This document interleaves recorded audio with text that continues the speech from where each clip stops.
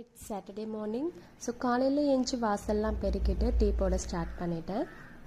நான் நிறைய வாட்டி டீக்கு பதிலாக பால் குடிக்கலான்னு நினச்சிட்டு ஒரு 2 நாள் ஃபாலோ பண்ணுவேன். அதுக்கப்புறம் அதை அப்படியே விட்டுருவேன். ஸோ அதுக்கு டீயே குடிச்சிக்கலான்னு சொல்லிட்டு டீ தான் எப்பயுமே போட்டு குடிப்பேன். நீங்கள் எப்படின்றத மறக்காமல் கமெண்ட்டில் ஷேர் பண்ணுங்கள். டீ குடிச்சிட்டு உடனே பிரேக்ஃபாஸ்ட் செய்யறதுக்காக ஸ்டார்ட் பண்ணிட்டேன். ஸோ அது கூடவே நடுவில் நிறைய க்ளாத்ஸ் இருந்ததால் அந்த க்ளாத்ஸும் துவைக்க போட்டுட்டேன். இன்றைக்கி பிரேக்ஃபாஸ்ட்டுக்கு சப்பாத்தியும் வெஜிடபிள் குருமா தான் பண்ணலான்னு இருந்தேன்.